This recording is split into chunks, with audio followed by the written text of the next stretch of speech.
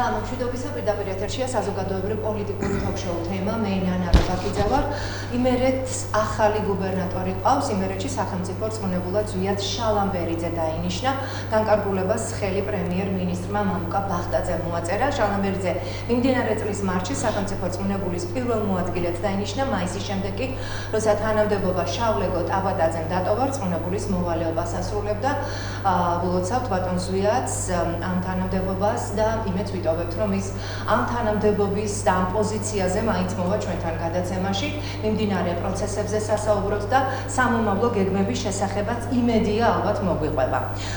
და ქვეყნის მთავარი თემა რუსთავი ორთან დაკავშირებული პროცესები საჯარო რეესტრის ვებ გვერდზე განთავსებული მონაცემების თანახმად შპს სამაუწყებლო კომპანია რუსთავი 2-ის 60 წლის მესაკუთრე ბიზნესმენი ქიბარ ხალვაშია. შესაბამისი ცვლილებები უკვე განხორციელებულია და დოკუმენტაცია საჯარო რეესტრის ვებ გვერდზე უკვე ატვირთულია.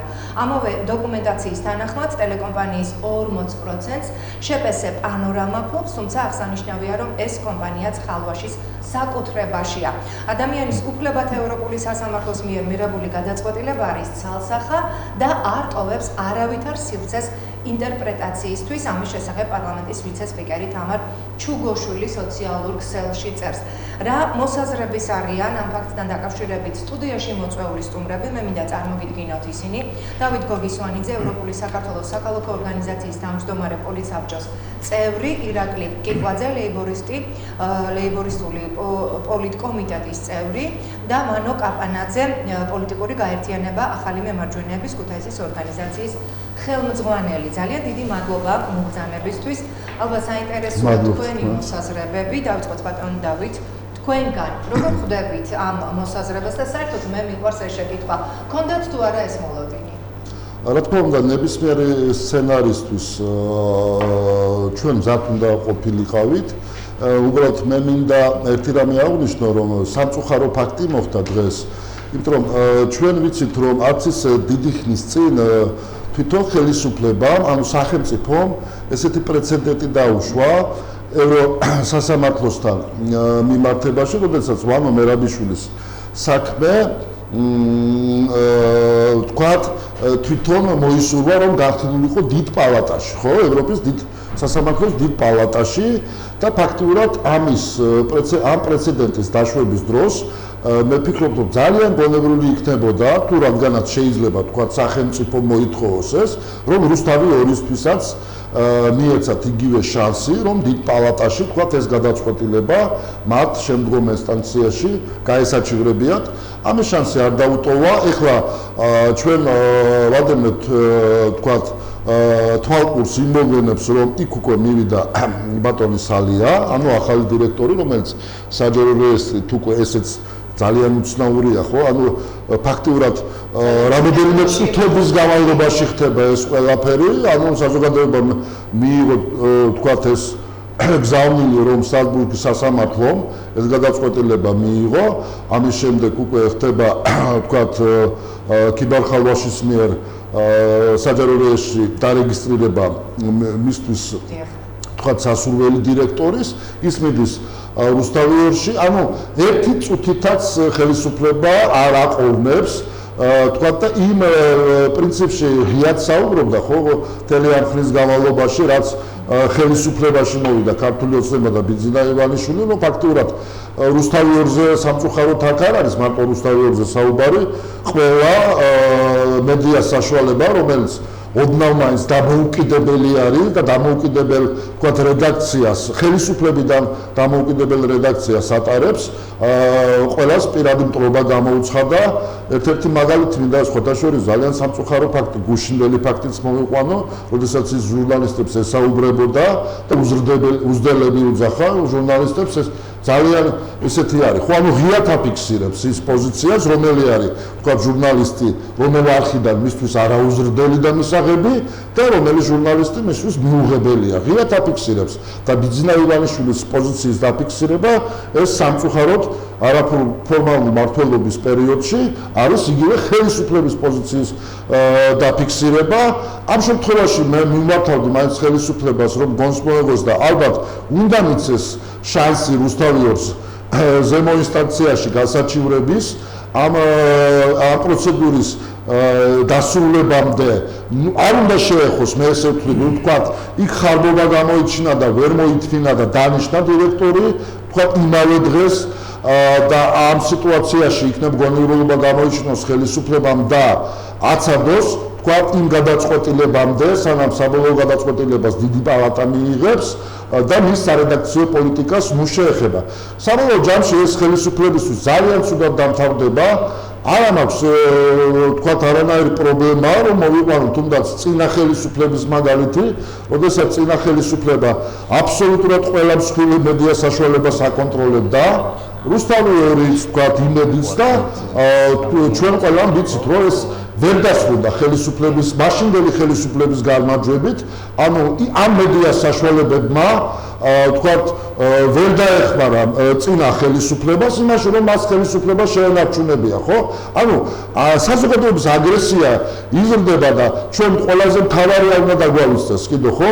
ანუ 20 რიცხვში ჩვენ გადავიტანეთ გავრილობის საშინელი ღამე, ეს შალვათაც დარჩება ქართულ ისტორიაში და რა თქმა უნდა მიუხედავად იმისა თუ რა გარემოც შეიქმნა ეხლა რუსთავის ირგვლივ, ჩვენ ყველაზე მთავარი რაც აქვს გასაკეთებელი და რასაც ის ახალგაზრდობა ითხოვს საქართველოს პარლამენტთან და რა მოთხოვნებსაც ის აყენებს რომ გახარია უნდა გადადგეს, ეს მოთხოვნა რა თქმა უნდა მთავარი საზრუნავი იქნება, მე ვთვლი რომ მთელი ოპოზიციური სპექტრის ვინც პროდასავლური ორიენტაციასაა.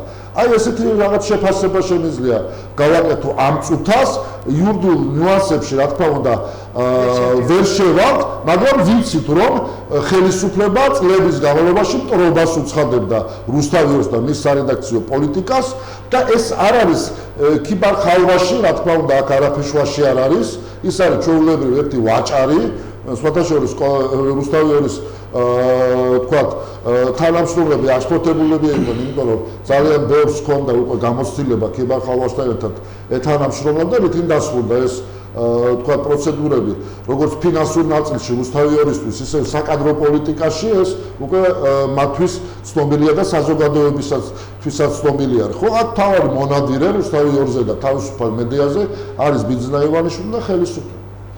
გასაგებია თქვენ ასახელებთ ბიძინა ივანიშვილს და ხელისუფლებას, მე მინდა ამონარიდი წავიკითხო იგივე თამარ ჩუგოშვილის განცხადებიდან, გაოგნებული ვარ იმ შეფასებით, რასაც ვისმენ ზოგიერთი უპასუხისმგებლო პოლიტიკოსის მიერ გაჟღერებული პოზიციის მიხედვით, ადამიანის უფლებათა ევროპული სასამართლოს გადაწყვეტილება განპირობებულია ვლადიმერ პუტინის ევროპულ სტრუქტურებში გავლენით ან კორუფციით. ასევე სრულიად გამოუგნებელია ზოგიერთი პასუხისმგებლიან პოლიტიკოსებაზე პრეტენზიის მქონე პირის საჯარო მოწოდება, რომ სახელმწიფომ არ აღასრულოს სასამართლოს კანონიერ ძალაში შესული გადაწყვეტილება. ეს ვიმეორებ გახლავთ თამარ ჩუგოშვილის განცხადება. თქვენი ბრალდება ამ შემთხვევაში იყო ბიძინა ივანიშვილისკენ მიმართული, თუმცა ჩვენ კულუარულად უკვე გვესმის პუტინის გვარი და ასე შემდეგ. კი ბატონო, თქვით მე როდესაც ხო ბოდიშ ანუ მე მინდა დავასრულო უბრალოდ ჩემი აზრი, რომ მე ჩემ საუბარში არ შევხვები ვარ ბიძინა ივანიშვილს რომ მან ზეგავლენა იქონია სტრასბურგის გადაწყვეტილებაზე, ესეთი რამე არ მithქვამს. მე ვუყო ფაქტის კონსულტაცია მოვიყვანე 20 წლების განმავლობაში ხელისუფლება და ბიძინა ივანიშვილი ყველა თავისუფალ მედიაზე და მათ შორის რუსთავიოზეც ნადირობს პირდაპირ სიტყვის გაგებით, ხო? აი ეს ნადირობა არის გამოცხადებული და რა თქმა უნდა, მიტომ მივმართე მე ხელისუფლებას, თუკი აი დღეს ახალი დირექტორი როდესაც მივიდა, ის მიმართავდა რუსთავის თანამშრომლებს, რომ იქნებ ცივილიზებულად მოვახდინოთ ესო, ხო? ცივილიზებულად მე მგონი იქნებოდა, რომ ხვალინდელი დღე მაინც ეცადათ, ხო? თქვათ იმ გადაწყვეტილებიდან 15 წუთში რომ საჯარო პრესში უკვე ამოიღებ, რომელ ცივილიზებულ გადაწყვეტილებაზე რა ხდებოდა იქ იმ რუსთავში, ახლა ესეთი სასწრაფო რა უნდა მოხდარიყო, ხო? ანუ უბრალოდ ეს არის ბიძინა ივანიშვილის დაკვეთა, რომ დაუყოვნებლივ, რა თქმა უნდა, ის ყველაფერი ბლეფია და რა თქმა უნდა მე ამჯერავს, რომ ქიბარ ხალვაში მიცემს, თქვათ რომელიმე ჟურნალისტს იქ თქვათ რედაქტირების გარეშე და ცენზურის გარეშე. ანუ ის რომ სარედაქციო პოლიტიკას აბსოლუტურად არჯერავს მაგის ეს ყველაფერი ბლექია, იმიტომ რომ ეს ჩვენ უკვე ნანახი გვაქვს. გასაგებია. როგორ მოქმედებს ამ დროს ქიბარ ხალვაში? გასაგებია. ბატონო, დავტოვეთ ქიბარ ხალვაში ის ქახალდის ფურცელი და აუცილებლად წინა ამონარიძეც მინდა პასუხი გასცეთ.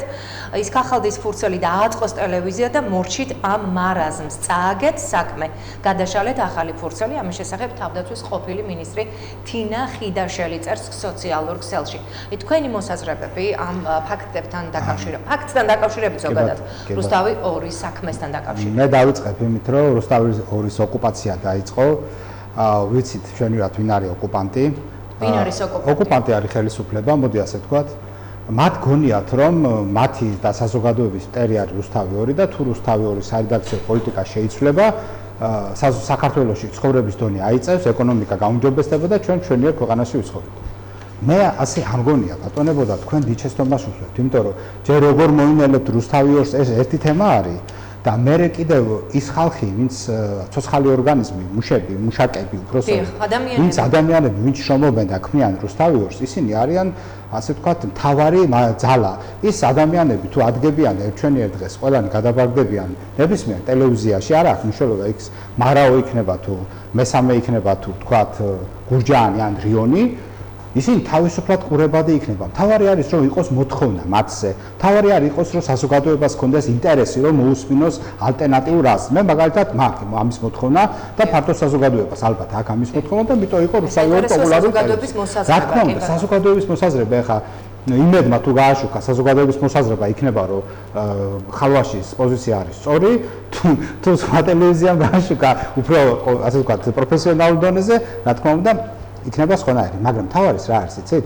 100 ადამიანში თუ ერთ ადამიანს აინტერესებს რომელიმე ტელევიზიის ყურება, მას უნდა ქონდეს იმის საშუალება, რომ უყუროს იმ ტელევიზიას. თუ არა აქვს ამის სურვილი, უნდა ქონდეს იმის საშუალება და აქვს რომ გადართოს და უყუროს სხვა ტელეარხს, ხო? ის რომ რომელიმე ტელეარხი დაადანაშაულო სახელმწიფომ ხელისუფლებამ, რომ მათი ბრალი არის, რომ საზოგადოება ცხოვრობს ცუდად, ეს არის მარაზმი და ეს გამოიწვევს იმას, რომ ის ხელისუფლება სულ მალე საზოგადოება დაინახავს, რომ ის ნაწილიც კი, ვისაც ჯერა რუსთავი 2 არის მტერი, ჩვენი დაინახავს, რომ არ არის რუსთავი 2 ამ მტერი. მე იმის იმედიც მაქვს, რომ უბრალოდ დრო ჭირდება ყველაფერი ამას და კარგია, ალბათ კარგია ის, რომ ეს არ მოხდა არჩევნების წინა ეტაპებზე, იმიტომ რომ ძალიან დიდ დაპირისპირებას გამოიწვევდა.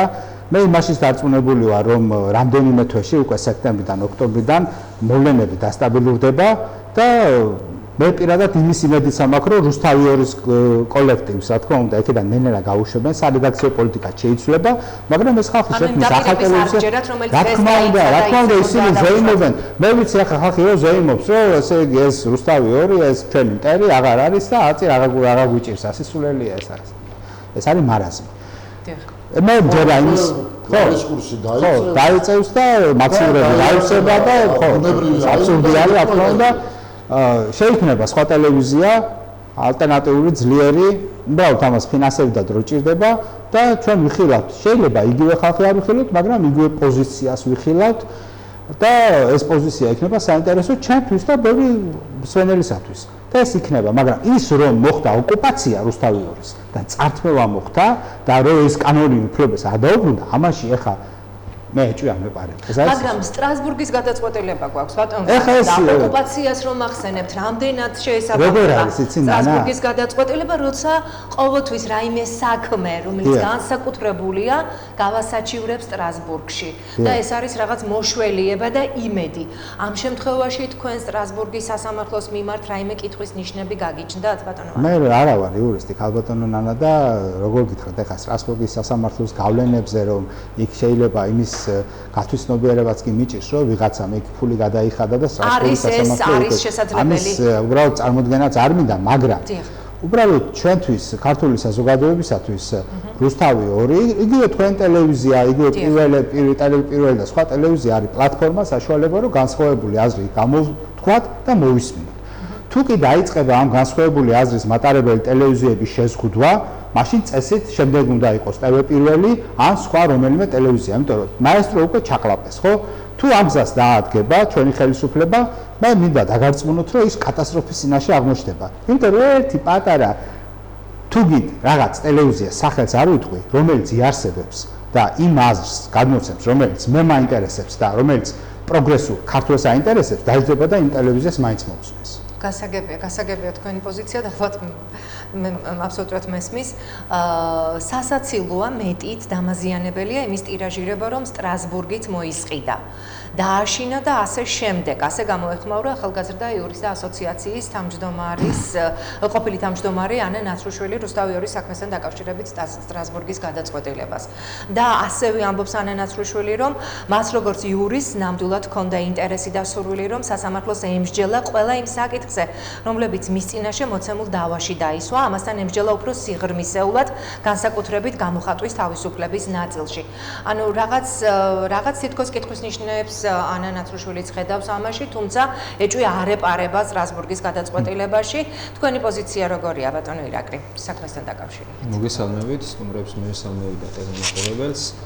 ეხლა არასამთავრობო ორგანიზაციები, სამოქალაქო სექტორის გარკვეული ნაწილი, რა თქმა უნდა, წმინდა სამართლებრივ ჭრილში ილაპარაკებენ და ისინი ისაუბრებენ სტანდარტულად, მაგრამ პოლიტიკა ის სფერო არის, რომელიც ხშირად სტანდარტებიდან გადის და ერთი მხრივ ამიტომაც არის საინტერესო. ეხლა ჩვენ თუ განვიხილავთ 20 ივნისის შემდგომ რა პროცესები განვითარდა, არსებობს კრიტიკული მომენტის ფენომენი, როდესაც კრიტიკული მომენტი დგება, იქ ყველა მხარე წარმოაჩენს თავის რეალურ სახეს. 20 ივნისიდან მოყოლებული ქართული ოცნების ხელისუფლებამ წარმოაჩინა ის, რომ ქვეყანაში მთავარი კოლაბორაციონისტი ყავს ბიძინა ივანიშვილი და მას ჩაბმული ლოკომოტივად ქართული ოცნების ხელისუფლება, რომელსაც ერთი მხრივ ყავს გარკვეული ჯგუფი, თუნდაც იგივე ჩუბოშვილის და ეს ვიწრო ჯგუფი, რომლებიც ვითომ პროდასავლურებად მოიაზრებიან, თუმცა მის მთავარ დასახდენ ძალას წარმოადგენს ის ხალხი, რომლებიც არიან პირდაპირ რუსული გავლენის წარმომადგენლები საქართველოში.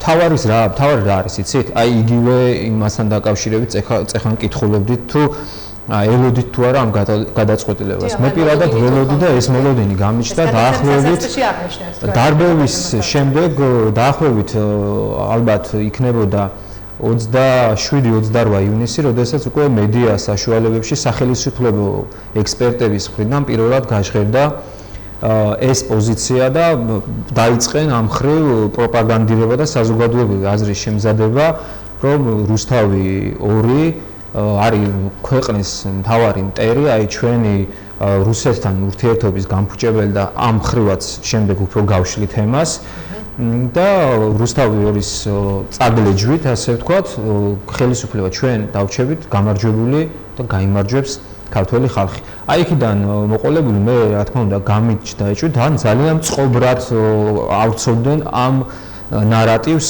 ეგრეთ წოდებული სახელმწიფო ექსპერტები და დღევანდელ ქმედებებსაც თუ დავაკვირდებით თანმიმდევრობით, იგივე წულუკიანის ჩანიშნული ბრიფინგი ზუსტად 9 საათში, შემდეგ ამას მოყოლილი გადაფორმებები და უკვე რუსთავი 2-ში წარმოჩენილი ახალი დირექტორი, ეს ყველაფერი მიუთითებს იმაზე, რომ ხელისუფლების ინტერესები იყო. რა თქმა უნდა, ეს ინფორმაციები მათ წინასწარ ჰქონდა სტანდარტებიდან, რა თქმა უნდა, სტანდარტულად, კი, ახლა ვიგეთ, სტანდარტიდან, აი რატო ვახსენე, სტანდარტიდან არის გადის ხოლმე პოლიტიკა და ჩვენში ახლა რა თქმა უნდა ჩვენ აგვაქვს დასავლური ვექტორი, მჭიდროდ თანამშრომლობთ ამერიკასთან და ერთის მხრივ ცოტა კურსი ისე ხვდება, რომ აი რა ეს კითხვა გაისმა და ამას პედალიზებს ზუსტად ხელისუფლება. აი დასავლეთი ჩვენი მთავარი პარტნიორი, აი მაღალი სტანდარტია და როგორ ლაპარაკობთ თქვენ იმას, რომ სტრასბურგის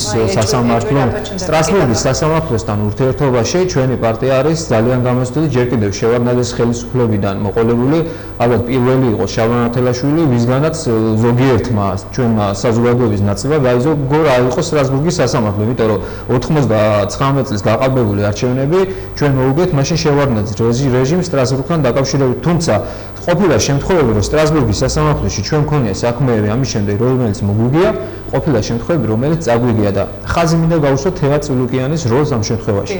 სააკაშვილის ხელისუფლების დროს მაგალითად ჩვენ წავაგეთ რამდენიმე პროცესი, იგივე ერთ-ერთი გამოვყოფთი დენის ტარიფთან დაკავშირებით.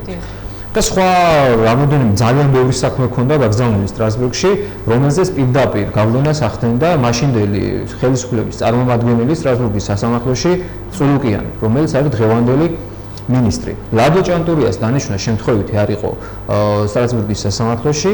ეს პიროვნება არის შემსრულებელი არასახელმწიფო ინტერესის, არამედ ყოველი ხელისუფლების პირდაპირ ბინძური გზებით და ხრიკებით. რაც თქმა უნდა, ეს ერთ-ერთი ფაქტორი აღმოჩნდა, შორს ავარ იმაზეც რომ მხოლოდ მან გადაწყვიტა რამე იქონი, თუმცა რაღაც გავლენა მაინც იქონია. მეორე ის არის რომ მე არ მინდა ახლა ის აზრი მოვამწიფო რომ აი რუსეთი მძლიანი და ასე შემდეგ. ფაქტია რომ ის გავლენას ფლობს ევროპაზე, იგივე მაგალითად რომ ჩვენ ნატოს წევრი არა ვართ დღეს. არის იგივე რუსეთის დამსახურება და ეს ძალიან კარგად ვიცით, ცალკეულ ქვეყნებში მომძლავრებული არის ევროპულ ქვეყნებში პროპუტინისტური განწყობა, პოლიტიკოსები ამ ყველაფერმა რა თქმა უნდა თავისი შედეგი პოვა ამ გადაწყვეტილებაშიც და აი რუსთავიორთან დაკავშირებით რა მოხდა ახლა.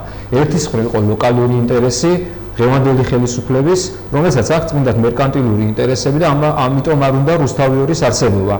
იგივე კორუფციული ფაქტები, იგივე სხვადასხვა ფაქტები, დანაშაულები, უსამართლო პოლიტიკა თუ როგორ იტაცებენ ისინი ბიუჯეტს და პირდაპირ როგორ აი მაგალითად მაჩალიკაშვილის საქმე, რომ რა დღეში გვაქვს ჩვენ სასამართლო, სარაველძის საქმე, სხვა კიდევ ნაკლებად გახმაურებული მკვლელობები, ეს ყველაფერი ეს თემი სააშკაროზე გამოიტანა რუსთავიორმა და მთავარ იარაღად, ასე რომ ვთქვათ, ხელისუფლების წინააღმდეგ წარმოჩინდა რუსთავიორი ისევ და ისევ ბიძინა ივანიშვილის დამსახურებით, რომელმაც მთლიანად მედიას საშუალებები შეისრუტა და დარჩა მხოლოდ ერთადერთი ტელევიზია რუსთავიორი. ახლა რუსთავიორი წინა ხელისუფლების დროს წარმოადგენდა პროსახელისუფლებო არხს და პირადად ჩემ ანტიპატიასაც იმსახურებდა და ჩვენ გვქონდა პოლიტიკურად დაპირისპირება მართლა, მაგრამ დღევანდელ სიტუაციაში ახლა ბედის ირონიით საბედნიეროდ თუ სამწუხაროდ ერთადერთი ძლავრი იარაღი პლატფორმა ხელისუფლების წინააღმდეგ, რომელიც აკავებდა რაღაც დოზით ხელისუფლებას, რომ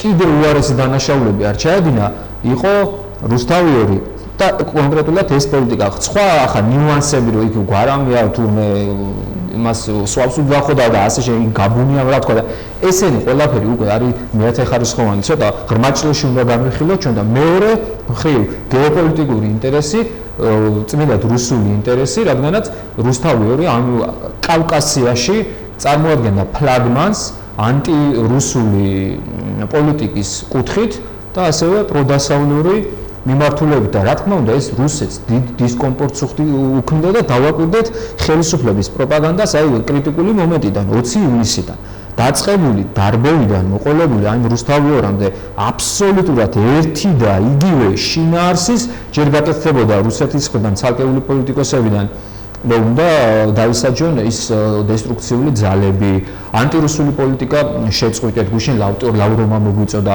კარასინმა მოგვიწოდა, რომ აი ვიზები შეიძლება გაგიქვათ თუ შეწყვეტავთ ანტირუსულ პოლიტიკას. პუტინმა საერთოდ ისტორია დაგვახია თავზე და ერთ-ერთში მოდიოდა ქმედებები, ხელისუფლება აქ გულდა გუშინ ივანიშვილმა რა აზრი განავრცო, ანუ ხელისუფლების პროპაგანდა რა შემდგომარეობს, რომ საერთო სახელმწიფოებრივი ინტერესი ჩამოიყვანოს ძალიან დაბლა.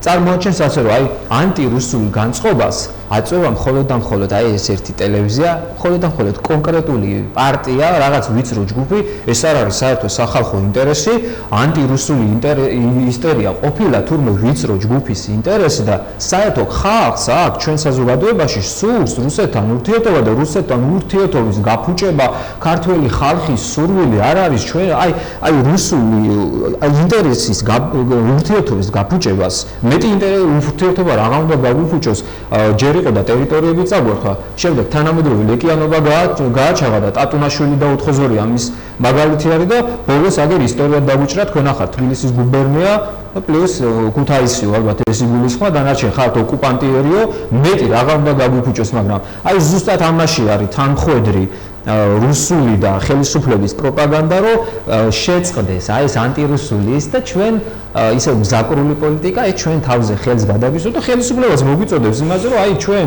ჩავიკვმინდოთ ხმა, აღარ ვიძახოთ რომ რუსეთმა რაც გვიქნა ოკუპანტია და ასე შემდეგ, ანუ ერთი და იგივე ნარატივი რუსული ხელისუფლების მხრიდან და ხელისუფლების და სახელისუფლებო მედიის მხრიდან წარმოაჩენს იმას, რომ კოლაბორაციონისტული ხელისუფლება ყავს და დაწყებული დარბევიდან ახალგაზრდების აქციის ძალიან ბიბზურად გაშავება და მოყოლებული რუსთავის თემა ერთ კონტექსტში ჯდება, რომ ჩვენ გადავიდეთ ისევ რუსულ ფლანგზე, მაგრამ მათ ავიწყდებათ, რომ აქ ახალ თაობა ძალიან დიდ როლს თამაშობს და კვეთრად გამოხატა და ძალიან დიდი დარტყმა მიაყენა გაზრდილ რუსულ ინტერესს. ძალიან დიდი მადლობა. ეს არის თქვენი შეხედულება რეალობასთან დაკავშირებით, რასაც დღეს ვხედავთ. მე ძალიან მაინტერესებს პროგნოზი, რა პროგნოზს გააკეთებთ, როგორ იქნება ხვალინდელი დღე და აქვე მინდა ბატონ დავით, აი ამონარიც დავიკითხავ და მიხვდებით რა გულისხმობ კითხვაში, წულუკიანის ვალდებულება იუსტიციის სამინისტრომ არ დაარეგისტრიროს ქიბარ ხალვაშის არც ერთი გადაწყვეტილება. დავით ბაქრაძის თქმით, ნებისმიერი გადაწყვეტილება, რომელიც ხალვაშისთვის რუსთავი 2 წილების გადაფორმება შეეხება, კომპანიას ართმევს შესაძლებლობას სტრასბურგის გადაწყვეტილება დიდ პალატაში გაასაჩივროს. ამას დავით ბაქრაძის სიტყვები მე აღნიშნე გადაცემის დასაწყისში აღნიშნე და ისიც მოვიყვანე უკვე რომ ეს უკვე შემდგარი ფაქტია. არ გაითვალისწინა ხელისუფლება, აქაც ხელისუფლების როლი სჩანს, იმიტომ აქ ქიბარ ხალვაში არის მხოლოდ და მხოლოდ თოჯინა, მარიონეტი, რა თქმა უნდა ის მას არანაირი როლი არ აქვს, როგორც ვთქვათ, კერძო ფლობელს ეს ყველაფერი ბლეფი არის, აქ არის ბიზნა ივანიშვილის გადაწყვეტილება და ამიტომაც გონს უნდა მოეგოს. პროგნოზი ძალიან ცუდი არის, ნანა.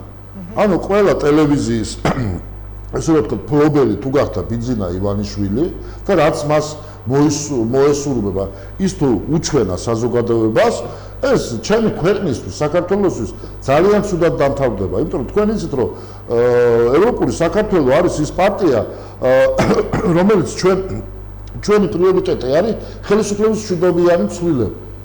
ხელისუფლება აუცილებლად უნდა შეიცვალოს არჩევნებით და ფაქტიურად ესეთი დიქტატით მე არ ვამბობ და არ ვანონსებ, რომ რომელიმე თქვათ პროდასავლური პარტია ჩაუდგება ამ პროცესებს სათავეში, მაგრამ ეს შეიძლება სპონტანურად მოხდეს, როგორაც მოხდა სამწუხაროდ იმ გაბრილოვის ღამეს, რომ ხალხი ამას ვეღარ მოითმეს, უბრალოდ ნანა ეს გამორიცხულია, რომ ხალხმა შეიძლება მოითმინოს. ანუ ჩვენ მივიღეთ ეს სურათი, რომ კომუნისტი მართლმადიდებელი ვიხილეთ საქართველოს პარლამენტში და ეხლა როდესაც თქვა ბიძინა ივანიშვილი ავრცელებს ამ ინფორმაციას, რომ რუსეთთან ზომიერი პოლიტიკა არის საჭირო, არც ერთ თავის გამონათქვამში ხას ანუ უვლის იმ თემას, რომ ჩვენ არ გვაქვს თქვა მეზობელ სახელმწიფოსთან მარტო საქმე და მით უმეტეს კეთილგაწყობილ მეზობელ სახელმწიფოსთან საქმე. ჩვენ გვაქვს იმ სახელმწიფოსთან და იმ სახელმწიფოს ივლინის დისკუსია, რომელმაც ჩვენი ქვეყნის 20% ოკუპაცია მოახდინა, რომელმაც მოქალაქეები, მშვიდობიანი მოქალაქეები დაგვიხოცა და ეხლაც თქვათ მცოცავ ოკუპაციას ახდენს ქვეყნისას. აი ამ მეზობელზე გვაქვს ჩვენ და ამ სახელმწიფოზე და ის თავაზობს ჩვენ რას, რომ დავწვანდეთ და ხმა არ ამოვიღოთ. იმიტომ თურმე ტურისტი შეიძლება მოგვაკვდეს. თუმცა რაღაცა რასისულელია, ანუ რა არის იცით, აი წინა ხელისუფლების დროს ძალიან ხშირად ზოგიერთი ოპოზიციური პარტიები სარგებლობდნენ, რომ ეს თქვათ ქართველობას გვართმევენ. იმაზე მეტ ქართველობას რა უნდა წაგვართვას, აი დღევანდელი ხელისუფლება რასაც უკეთებს ქართველებს და საქართველოს. ღირსებას, აი ყველაფერს გვართმევს აბსოლუტურად.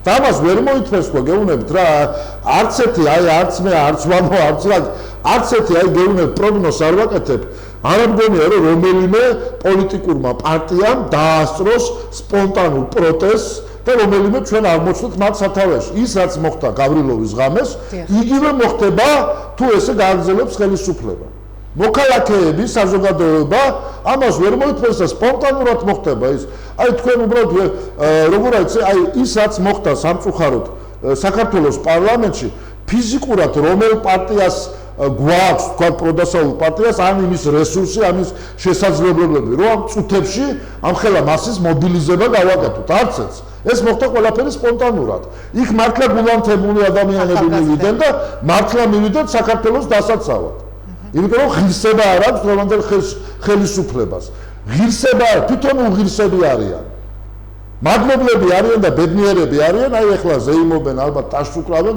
რუსთავიერი ჩვენია და სინამდვილეში, აი მაინტერესებს უბრალოდ ხო მოხდება და ფაქტია, ხო?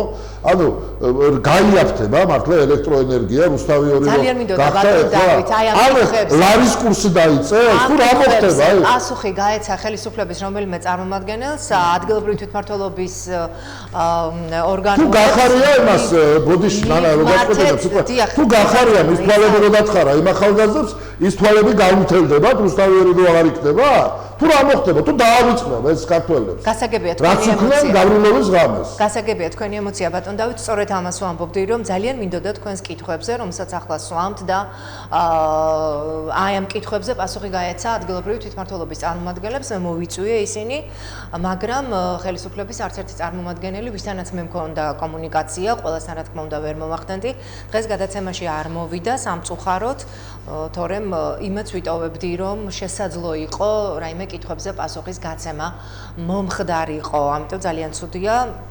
ვიწევს ოპოზიციის მოსაზრებების მოსმენა ბატონ ვანო მე ასევე თქვენი მოსაზრება მაინტერესებს დღევანდელი გადაცემა პოლიტიკურ ჭრილში ხდება განხილვა სამართლებრივ ჭრილში ჩვენ ვერ ვიყილავთ სწორად აღნიშნა ბატონმა დავითმა არ ვართ იურისტებიო და არც იურისტი ყავს წარმოდგენილი მე დაუკავშირდი იურისტებს დღეს ვერ შეძლეს მოსვლა თორემ ძალიან მინდოდა რომ ისინი ყოფილიყვნენ მომავალ კვირაში სამართლებრივად აცა საჭირო რომ ვიყოთ ბოლო წლების განმავლობაში უყურებდით რას უშვებოდა სამართლებრივ განმარტებების მოცემა იურისტის მხრიდან ძალიან საინტერესო იქნებოდა.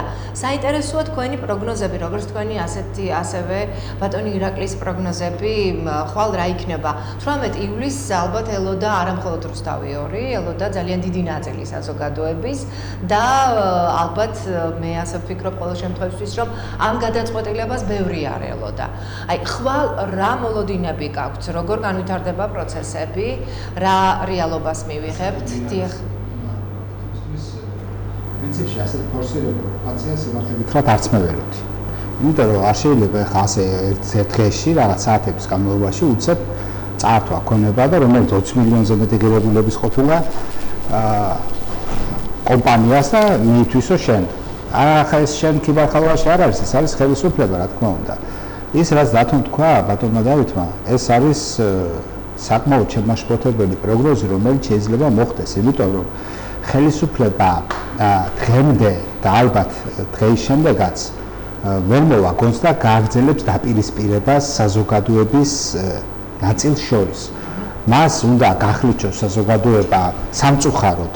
ასეთი ეს აქ PR კამპანია, ეს მოყობა წინა საპრეზიდენტო არჩევნებიდან, რომ ნაციონალები და არ ნაციონალების გვერდში მდგომი კიდე ნაციონალები და ვინც არის ხელისუფლების მოწინააღმდეგე, ყველა ნაციონალია თურმე და მათი გვერდში მყოფი კიდე ზალოში და ძალიან საშიში არის, იცი ეს პოზიცია, იმიტომ რომ ქართველები ვარ ჩვენ და არ შეიძლება ასე დაყოფა ბანაკებად. მე ახალი მომაჯონეობის წევრი ვარ დაფუძნებიდან და ჩემი პოზიციები, როცა არ ეთანხმებოდა ნაციონალური მოძრაობის პოზიციებს, მაშინაც ვებრძოდით მათ, იმიტომ რომ ვებრძოდით, რომ მათი დამხობა გვინდოდა, იმიტომ რომ სახელმწიფო სამსახურში ვიყავით. დღესაც სახელმწიფო სამსახურში ვართ ახალი მომაჯონეები. თუმცა არავინ არ გვიხდის ამაში ხელფას. ჩვენი მიზანი არის ის, რომ ჩვენი პოზიცია იყოს ხალხის ხმა, რომელსაც მივაწოდებთ იგივე ხელისუფლებას, მივაწოდებთ იგივე საზოგადოებას, რომ ჩვენ უნდა ავაშენოთ საქართველოს, თავისუფალი საქართველოს, სადაც ქართველი ცხოვრობს თავისუფლად და უზრუნველყოფილი იქნება ეს ყველა პირობებით, როგორც სამუშაო პირობებით, ასევე უსაფრთხოების პირობებით. და არ იქნება იმის საშიშროება, რომ ვიღაც საზღვარგარეთიდან, ეს იქნება რუსეთი, ანკარა თუ თეირანი, უკანახებს ჩვენ პოლიტიკის წარმომადგენლებს, ვინც იქნება ის არ აქვს მნიშვნელობა, თუ როგორ უნდა დაისაჯოს ქართველი ტელევიზია იქნება ეს თუ პიროვნება, რომელმაც რაღაც თავისი აზრი თქვა, აი ეს არის აბსურდი. ასეთ საქართველოში ცხოვრება ჩვენ არ გვინდა. ჩვენ ვაზრუნებთ ევროპული აზროვნება ქვია ამას. სხვა აზროვნებას ქვია, ახლა ზოგიერთები მონური აზროვნებას უწოდებდნენ, უბრალოდ ძალიან ცუდი ნათქვამია მონური აზროვნება, მაგრამ ჩემთვის გასაგებია, იმიტომ რომ ჩვენი წინათაობა ცხოვრობდა სხვა სახელმწიფოში, მათი ღირებულებები მე რო უსმენ იყო ასეთი, რომ ვინც არის ხელისუფლებაში, ვინც მათ სამსახურში უნდა ვიყოთ ჩვენ და ისაა უფროსი, არქიპოსეტურით და მას ხოთაშორის იმ თაობებში, წინა თაობებშიც იყვნენ ადამიანები, რომლებიც არაზრუნავდნენ ასე, მაგრამ ავიწროებდნენ მათ და თეთრ ყვავილად მოისახებდნენ ისინი და ანადგურებდნენ ფიზიკურადაც კი, ფსიქიურ საავადმყოფოებში არდებდნენ არც ადამიანებს, ხო? ხრიკავდნენ 37 წელს და მანამდე. რეალურად მე არ მინდა რომ ჩვენ ამ საწყისზე მივიდეთ 21 საუკუნეში ვართ და მე 20 საუკუნეში დავუბრუნდეთ არ მინდა მაგრამ ჩვენი პოზიცია დათოსით ჩემს სახელმწიფო შენდება ეს გაგრძელდება ასე მე არ ვარ დარწმუნებული 10 წელი იქნება 20 წელი იქნება თუ 30 წელი იქნება ჩვენი ბრძოლა დათო ევროპული გზისკენ გაგრძელდება და ასე ვიბრძოლებ ჩვენ ასე ერთხელში არ აშენდება ქვეყანა და უნდა ვიბრძოლოთ მაგრამ მარტო ჩვენზე არ უნდა იყოს ეს ყველაფერი ხო ქართული საზოგადოება მას უყურებს სწორად თქვა დავითმა რომ იქ არავის არ შეუკრებია ეს ხალხი ამოვიდა იმ ხალხს ამდენი შეურაცხყოფა და განსაკუთრებით ახალგაზრდებს და მივიდნენ და მოთხოვენ ხელისუფლებას რომ უთხრეს პირადად უთხრეს რომ თქვენ ხართ ჩვენი არჩეული და თქვენ უნდა იყოს ჩვენ სამსახურში და ამათ ადგეს და თვალები დათხარეს აი ეს არის დიდი შეურაცხყოფა და არ გამოვიოთ რა ასე არ გამოვიოთ უბრალოდ მე ის მეშინია კიდევ ერთხელ მეშინია რომ დარწმუნებული ვარ იგივე 18 წელს 21 წელს წინა საუკუნეში თუ გიდე 99 წელსაც რომ მაშინაც შეიძლება ვერ წარმოედგინა საზოგადოებას რომ ეს მოხდებოდა რაც მოხდა ანექსია მფლობელობაში და დაპყრობა ჩვენ უნდა ვიყოთ ფრთხილად რომ მსგავსი რამ არ მოხდეს ახლა 21 საუკუნეში შეიძლება მოხდეს მეხუთე კოლონიების ხელით მაშინაც მეხუთე კოლონის ხელით მოხდა ორჯონიკიძე ქართველი გვარის იყო თორე ქართული მას არაფერი არ ეცხო და ახაც შესაძლებელია საქართველოში არსებობს ისეთი ადამიანები რომლებიც ზათ არიან რუსეთთან და შემოვლული მეხუთე კოლონა არსებობს ამ ფაქტურად მეხუთე კოლონა რომელიც გეუბნება პატრიოტი ვარო ჩვენ უნდა ასეთი პოლიტიკით რომ რუსეთთან ერთად ძმური რაღაც და ასაც ეთქვის უფროსი ძმა გადავლიან იმ პოზიციაში რომ უფროსმა ძმამ გითხრა უმცროსმა ძმამ უნდა შეასრულოს და რეალურად მივდივართ ამ მიმართულებით და მე ეს ამ საფრთხეს ვხედავ ამიტომ უბრალოდ ეხა ქართული საზოგადოება რომელიც აზროვნებს რომელსაც უნდა არჩევანი გააკეთოს ახალგაზრდებს არჩევანი გაკეთებული აქვს იმიტომ რომ ეხა არის ინტერნეტ სივრცე არის მანიპულირება არ უნდა მოხდეს ახალგაზრდებით მანიპულირება როგორ არის იცით ძალიან ძნელია ახალგაზრდებს მანიპულირება ძნელია თქვენ უბრალოდ მოტყულება ძნელია იცით ახალგაზრდა გულწრფელი არის და ვერ მოატყულებენ ეს ხელისუფლება ახალგაზრდებს ატყულებს წლების განმავლობაში თუმცა ახალგაზრდებს აქვთ მიმოსვლა თავისუფლად დადიან ევროპაში ახალგაზრდები ჩვენ ვერ წავალთ ახლა მე და დათო ისე გაოცებული ვარ თავისუფლად იციან ვიაფი ბილეთი როდის არის გადავლენ ბარსელონაში ნახავენ იქ როგორ ცხოვრება გადმოვლენ ბერლინში გადმოდიან ისინი ხედავენ იქ როგორი ცხოვრებაა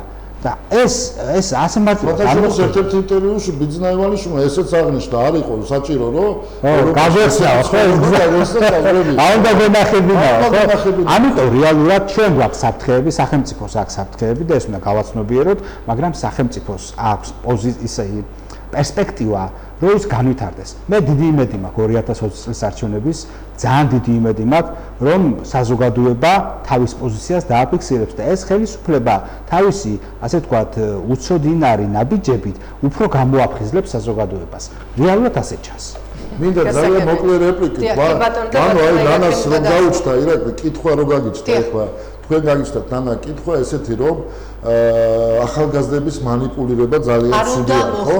ანუ ჩვენ ვფიქრობთ ძალიან ცუდი არა, არ უნდა მოხდეს. ჩვენ სამივე ვფიქრობთ რომ პირიქით ხელისუფლებას ცდილობს ახალგაზრდების მანიპულირებას, ну ვიღაცა ფიქრობს და ძალიან მიკვირს მე ძალიან მომწონს ირაკლი, აი ვანო ძალიან მომწონს ეს ახალგაზრდები. სულ სხვა ინტელექტის მქონე და მართლა თანამედროვე და უახლესი რაღაც თავაზობენ რა თამაშის წესებს პოლიტიკაში რაღაც სიახლეებს თავაზობენ ქვეყნის სიყვარულს სხვანაირად დაგვანახეს ამ ახალგაზრდებმა და ეს დასაფასებელი არის თავისუფლები არიან თავისუფლები არიან და როგორ მარტივად უდგებიან ხო ანუ სარალიძის საქმის დროს რაც მოხდა იმ ანკესი აღარ ებმებიან ანუ აი იქ ნაციონალებია მაგენის გვერდში როგორ დგები ანუ მე არ ვიცი ხო ისინი პასუხობენ იქ ვინ არის ნაციონალი და ვინ არა მაგრამ თუ გინდა რომ იმათზე მეტი ვიყოთ მოდი და იმათზე მეტი ვიყოთ ანუ შენც ხო გტყივა თურმე გული გავრილობის რო დაინახე პარლამენტში შენც გეწყინა მაგრამ მიტო ვერ მიდიხარ ნაციონალი დახვდებაო მოდი და ის თუ არის 100 დადაკი 500 და იმაზე მეტი იქნები ხო არა ზუსტად ეს განცხადებები ზოგიერთი საზოგადო მოღვაწე და აი ვინც აკეთებს ტელევიზიით ამ განცხადებებს პირდაპირ შემიღბული მეხუთე კოლონის მსახურებაში არის, რომ განწყობა შექმნას იმ ახალგაზრდებში, რომ სიცხვილია და იქ არ დადგეთო. მე ძალიან მომეწონა სხვათა შორის გუშინ უყურებდი ნინი ბათურაშვილის შეფასებას, რომ მას შემცხვლა, როდესაც ზაზა სარალიძე მარტო დავინახეო სასამართლოში. იცი რატო შემცხვაო? თავის დროზე მეც მაგანკეს წამოვეგეო, რომ რა გინდა იქ რო დგეხარ იმ ნაციონალებთან. ამანკეს წამოვეგეო და ცხვენია და ალბათ თელი ცხოვრება დარწმუნებული ვიქნები. რომ ბოდიში ნანკა კალატოზიშვილმა თქვა ნინი ბათურაშვილმა არა, რომ თელი ცხოვრება შეცვლილი ვიქნებიო, რომ ესეთი რაღაც დამემართაო, რომ ვიღაცის წამოგებულ ანკეს წამოვეგეო და ადამიანი გაჭირვებაში მივატოვო. აი ამას ფიქრობენ ის ახალგაზრდები და ვერ მოაწყვილებს ზუსტად რომ ხელისუფლება ცდილობს რომ манипулირება გააკეთოს მათნებაზე. სადაც ბატონ დავით მე მგონი ასეთი პირადად ჩემი მოსაზრება ძალიან კარგად მიყევია ეს ახალგაზრდები და მომწონდა. ძალიან პირადად ხარია კიდე ხელისუფლებას რაოდენობას რო ითქვლის, იმიტომ რომ მე იქ ხარისხი დავინახე. ხარისხი დავინახე და მრავალფეროვნება. პრივატ ამოგვეწურა ბატონ დავით ძალიან დიდი მადლობა. დღეს ჩვენ ასევე აი კიდე უფრო მეტი დრო მინდა დაუთმო რუსთავიორის საქმეს ბუნებრივია, თუმცა რამდენჯერმე უკვე მანიშნეს რომ უნდა დავასრულოთ. დღეს ნიკა გვარამიამ უკვე რუსთავიორის ყოფილმა გენერალურმა დირექტორმა თქვა რომ ის კამუფლაჟს არ გაიხდის, საბრძოლო განწყობა მას ექნება და თუ ერთ წელში ან ორ წელში არა, ყოველ შემთხვევაში რამდენიმე წელში მოიგებს 5 მილიონს იმ საქმის სასარგებლოდ, რომელსაც აღძრავს დღეს. ყოველ შემთხვევაში დღევანდელ დღეს შეიძლება არ იგულისხმებოდა, მაგრამ უკვე ხვალიდან. აი იგივე რაღაც პარალელის კომპენსაციას გულისხმობს. კომპენსაციას, რა თქმა უნდა, რომელსაც ტელევიზია შექმნია. რომელსაც როგორც ნიკა გვარამიამ აღნიშნა, ისევ ტელევიზიაში ჩავდებო. აი, რამდენად რეალურად გეჩვენებათ ნიკა გვარამიას ეს განცხადება, იმიტომ რომ ის ამ განცხადებას როდესაც ამბობდა ოპტიმისტურად იყო ბუნებრივია განწყობილი, მით უმეტეს იმ ფონზე, როდესაც დღეს ჩვენ ისიც მივიღეთ ინფორმაცია სტრასბურგიდან, რომ 50,000 ევრო დაეკისრა სახელმწიფოს ვაზაგაშვილის საქმე საქართველოს წინააღმდეგ ამ პროცესში, რომელიც 2006 წელს მოხდა. დღეს 2019 წელში დაეკისრა სახელმწიფოს 50 ევრო და პასუხისმგებლობა დაეკისრა იმ ხელისუფლებას, რომელიც მაშინ იყო. აი თქვენ როგორ წარმოგიდგენიათ ნიკა გვარამიას ეს განცხადება, რამდენად რეალისტური შეიძლება იყოს რამდენიმე წლის შემდეგ ამ ფონზე? რა არის იცი ჩვენ არც ერთი წუთი ახლა არა გვაქვს დასაკარგი, რაც არ უნდა იონიშვილმა ხუროს თუ პოლიტიკა შეცვალოს კონკრეტულ ტელევიზიაში და მთლიანად მიიტაცოს სახელმწიფო ინსტიტუციები და ტელევიზიები 21 საუკუნეა ანდროიდების, სმარტფონების თაობაა, საშუალებაა ბევრი ინფორმაციის მიღების, ის ვერ გვაქცევს ჩვენ ჩრდილო კორეად, რისი მიმართულებაც და გეზის მაქს აღებული აქვს და მე მინდა თქვა რომ არ მინდა რომ პესიმისტურ ნოტაზე დავასრულოთ ეს გადაცემა. წინა მაგალითებიც არ გვაქვს, მაგალითად წინა ხელისუფლების რომელმაც მთლიანად მეინსტრიმი ჩაიგდო ხელში, მაგრამ წინა ხელისუფლებაც დამთავრდა, საბჭოთა კავშირიც დამთავრდა, ყველა დიდი რეჟიმი დამთავრდა, ეს რუსული პუტინისტური პოლიტიკაც დამთავრდება და მე მინდა ვთქვა რომ რუსეთის ეკონომიკა არის არნახულ კრიზისში და ამის მაგალითი არის ზუსტად აფხაზეთზე და ოსეთზე შეჩერებული ყოველწლიური დახმარება და თითქმის განახევრებული 40%-ით შეუზღუდა შეუკვეცა დახმარება. გარდა ამისა, ევროპაშიც მიდის ძალიან მნიშვნელოვანი ძვრები. ჩვენი ევროატლანტიკური კურსი, რა თქმა უნდა, იავარდებით არ არის მოფენილი. ახლა ჩვენი გეზი არის, მაგრამ იქ ერთი კარის გაღებით არავინ არ შეგვიშვება, ასე ღმრათ ამაში შეგვხვდება დაპყრობები, მაგრამ ჩვენ ამისთვის მზად უნდა ვიყოთ. ამიტომ ნიჰილიზმ ობიექტურად უნდა შევაფასოთ მოვლენები, მაგრამ ნიჰილიზმი რა თქმა უნდა არ უნდა კი ბატონო, ახლა არ უნდა დავთესოთ, ჩვენ ბრძოლები წინ გველოდება, იგივე პროპორციული სისტემა, რაც ერთობლივად მოვიპოვეთ იმ საზოგადოების ნაწილმა, რომელიც დაუპირისპირდა ერთპარტიულ რეჟიმს, რა თქმა უნდა, თუ 2020-ში ისე მნიშვნელოვნად და ერთი დარტყმით გამარჯვებას ვერ მოგცემს, აუცილებლად იქნება ეს შემდგომ წლებში უკვე ზოლა გრძელდება და ჩვენ აუცილებლად დავამარცხებთ. წარმატებები მინდა გისურვოთ მე კიდევ როგორც მოქალაქეს და არა როგორც წამყვანს ამ შემთხვევაში. ძალიან მინდა ვისურვო, თქვენ ამბობდით ბატონო ვანო, მომავლის კონტექსტში განიხილავდით საქართველოს კეთილდღეობას. მე მინდა რომ აწმყო იყოს და აწმყოში დავინახოთ საქართველოს კეთილდღეობა. ძალიან დიდი მადლობა ძვირფასო ტელემაყურებლებო, რეკლამაზე გვიწევს გასვლა, რამდენიმე წუთში კვლავ პირდაპირ ეთერში დავხვდებით. ჩვენ კვლავ პირდაპირ ეთერში ვართ, გადაცემის მეორე ბლოკის სტუმარს წარმოგიდგენთ სურსათის ეროვნული სააგენტოს იმერეთის რეგიონული სამმართველოს უფროსი ფიქრია ჭლიკაძე. ძალიან დიდი მადლობა მოგზაურობისთვის ქალბატონო ფიქრია. თემა არის აქაც საკმაოდ საინტერესო, პირველი ბლოკი აბსოლუტურად სულ სხვა თემას დაუთმეთ. მაგრამ იმაზე, რაზეც დღეს მოგვიწევს საუბარი, პირდაპირ კავშირში არის ჩვენს ჯანმრთელობასთან. ეს არის სურსათის უვნებლობა და ზოგადად პირველ რიგში მოდით გვითხარით იმის შესახებ თუ რა ღონისძიებებს ახორციელებს თქვენი სამსახური და როგორ ხორციელდება, რამდენად არის დაცული მომხმარებელი, რას მივირთმევთ, რამდენად უვნებელია პროდუქტი, როგორ გავერკვეთ ეტიკეტირებაში, იმიტომ რომ ძალიან ხშირად წვრილი ასოებით წერია და ფაქტობრივად წარმოუდგენელია მისი ამოკითხვა. შემოსული პროდუქციიდან რომელი არის დაუშვათ შედარებით მავნე, შედარებით უკეთესი, იმიტომ რომ ვიცით შემოადგენლობის მიხედვით არის მავნე პროდუქტებიც და ადგილობრივი წარმოების. ანუ მომხმარებელი რამდენად არის დაცული და მისი ინტერესები და უფლებები რამდენად არის დაცული. გითხარით თქვენი სააგენტოს შესახებ. მადლობას მოგახსენებთ მოწვევისთვის, მივესალმებით თქვენს ტელემაყურებელს. მოგახსენებთ, რომ სურსათის ეროვნული სააგენტო სურსათის უვნებლობის სახელმწიფო კონტროლს ახორციელებს საქართველოს გარემოს დაცვისა და სოფლის მეურნეობის მინისტრის ბრძანებით დამტკიცებული წლიური პროგრამის შესაბამისად. სურსათის ბიზნეს ოპერატორები სურსათის წარმოების გადამუშავების და დისტრიბუციის ეტაპებზე კონტროლდება. ჩვენ სახელმწიფო კონტროლის 5 მექანიზმი არსებობს და არის ინსპექტირება, მონიტორინგი, ნიმუშის აღება, დოკუმენტური შემოწმება, ზედამხედველობა. და ამ ფარგლებში უკვე ბიზნეს ოპერატორები ჩვენს მიერ კონტროლდება. რაც შეეხება მომხმარებლის მომხმარებელს მიწოდებული აქვს ინფორმაცია 2019 წლის 1 მარტს უკვე შევიდა ამოქმედი და უბრალოდ ეს 2016 წლის 1 ივლისს შევიდა ძალაში დადგენილება ტექნიკური რეგლამენტი მომხმარებლისთვის სურსათის შესახებ ინფორმაციის მიწოდების შესახებ, რომელიც ამოქმედდა უკვე 2019 წლის 1 მარტს. აი რაც შეეხება აქ უკვე რამოდენიმე არის მოთხოვნადი, რა თქმა უნდა, ამ 1 მარტამდეც მოქმედებდა ეტიკეტირების წესი, რაც მომხმარებელს უკვე აძლევს საშუალებას მიიღოს ინფორმაცია სურსათის შესახებ.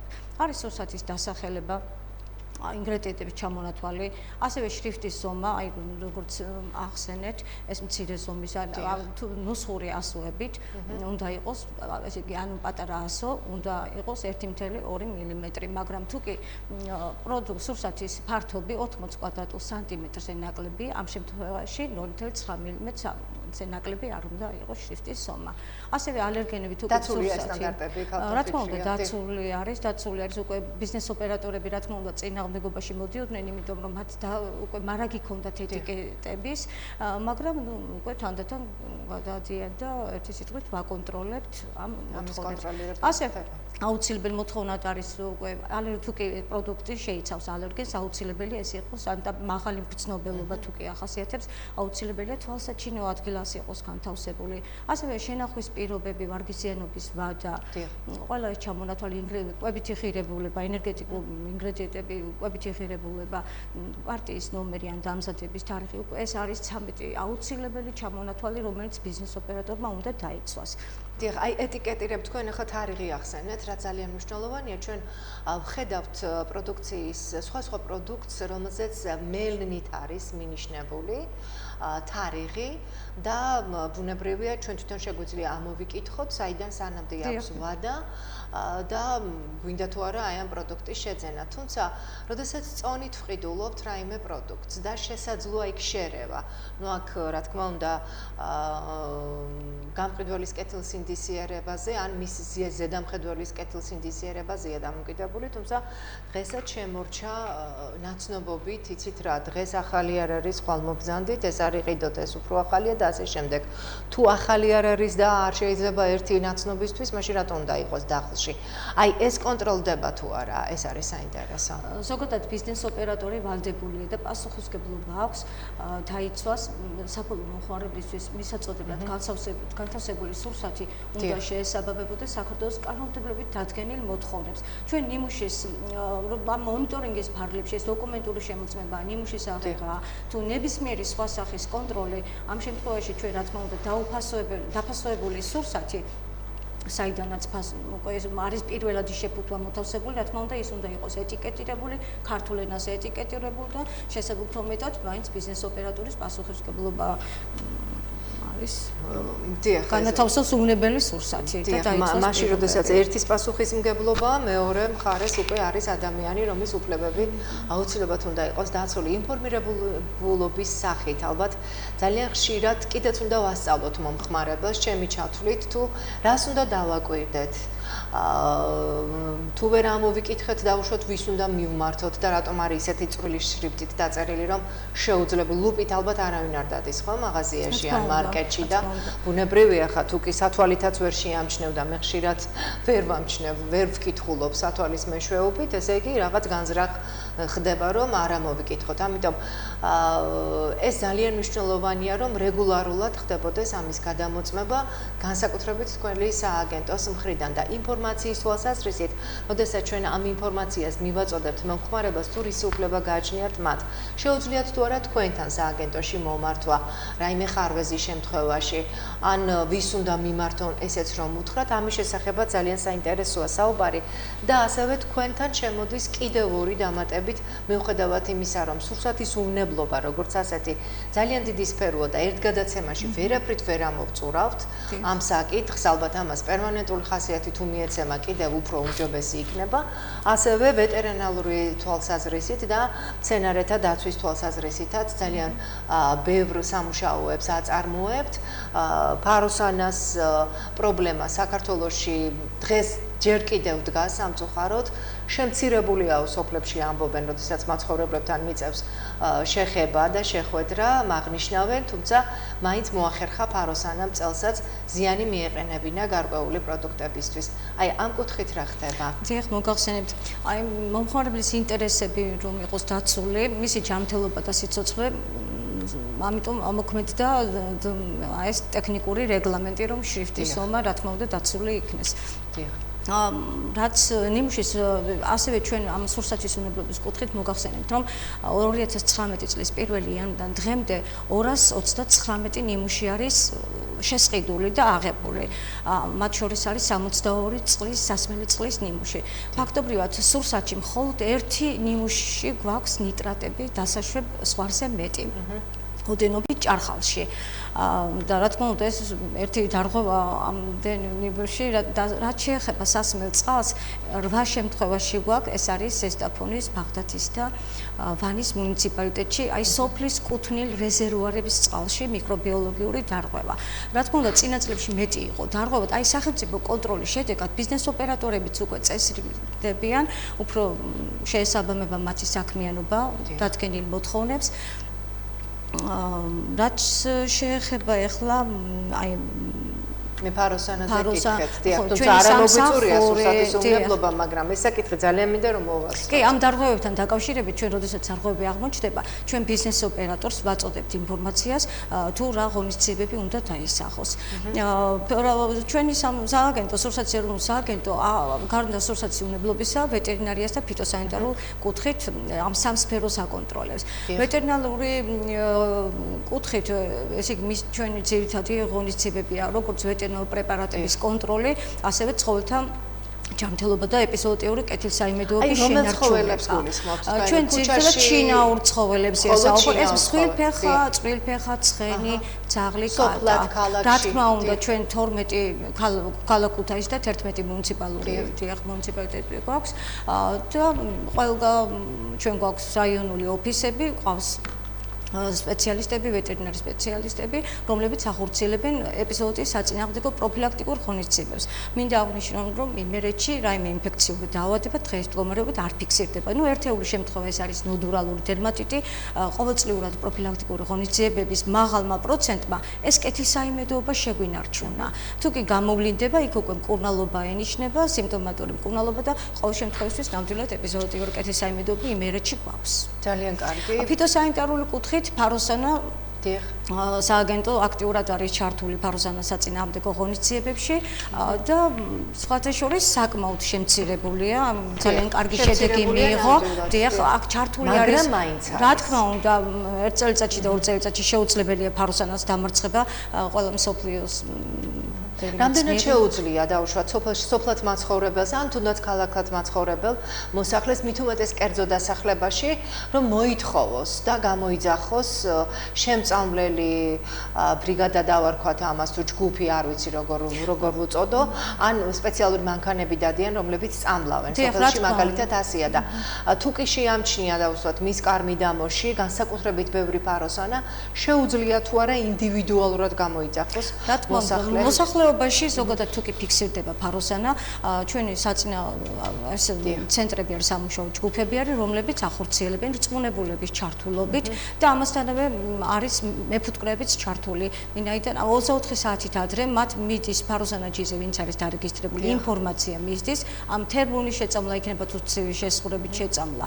თვითონ მოქალაქესაც შეუძლია მის საკარმიდამო მონაკვეთში ჩაატაროს. ეს არის ჩვეულებრივი შესაწამლი პრეპარატების საშუალებები, რომლებიც იყიდება მცენარეთა დაცვის სპეციალიზებულ მაღაზიებში და ჩვეულებრივ მაგრამ უნდა დაიცვას რა თქმა უნდა პირადი უსაფრთხოება ეს საშუალება არის კონცენტრირებული ნუ განსავებული უკვე არა როგორც ვას წამლავთ ხეხილს წამლავთ ჩვეულებრივი საწამლავითაც შეიძლება შეწამლა მოახდინოს მაგრამ სააგენტო თვითონ ახორციელებს როგორც თერმული ნისლით არის ძალიან ბევრი შეტყობინებები ფიქსირდება მონიტორინგის აფიქსირებს მოსახლეობა ნუ ვის რა პრობლემა აქვს და სამსახურის ესე იგი ინსპექტორები დაუყოვნებლივ ახდენენ გასვლას რეაგირებას ახორციელებენ ამ ზარებზე მიდიან საკარმიდამო მონაკვეთის დათვალიერება ხდება და შესაბამისი ღონისძიებები მექანიკურია თუ ქიმიური აძლევს უკვე რეკომენდაციას ასევე მინდა ნუ მოსახლეობისთვისაც ცნობილი არის უკვე ცხელი ხაზი 1501 შეგვიძლია დავასახელოთ ცხელი ხაზის ნომერი ყოველთვის შეგვიძლია ეს არ არის არანაირი რეკლამა პირიქით არა პირიქით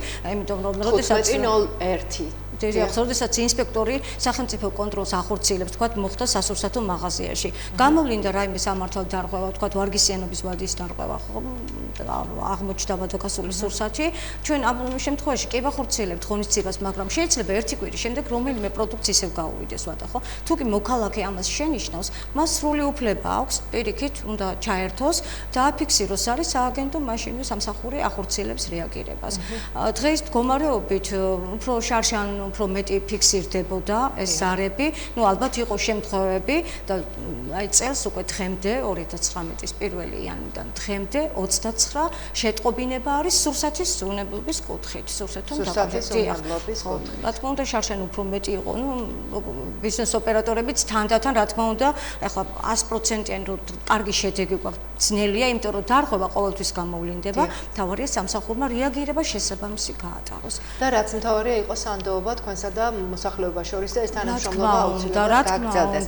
კაპიტან ფიქრია, ჩვენ გვახსოვს ყოველ შემთხვევაში ამ სტუდიაში არაერთხელ საუბრობდით გენ მოდიფიცირებული პროდუქტის შესახებ და უფლებების შესახებ, რომელიც მოსახლეობას გააჩნია, მომხმარებელს გააჩნია, ჩვენ უნდა ვიცოდეთ, რომელი პროდუქტია გენ მოდიფიცირებული, გვინდა თუ არა მისი შეძენა და გვინდა თუ არა დაუშვათ ცოტა მეტი გადავიხადოთ სხვა პროდუქტში, ვიდრე აქ გადავიხადოთ ნაკლები და რაიმე ზიანი მივაყენოთ ორგანიზმს. ეს ყველას არჩევანია, მაგრამ ამისთვის უნდა იყოს სპეციალურად მინიშნება, უნდა იყოს ეტიკეტირება და აუცილებლად უნდა იყოს ცალკე გამოყოფილი ადგილი, სადაც გენმოდიფიცირებული პროდუქტი გაიყიდება.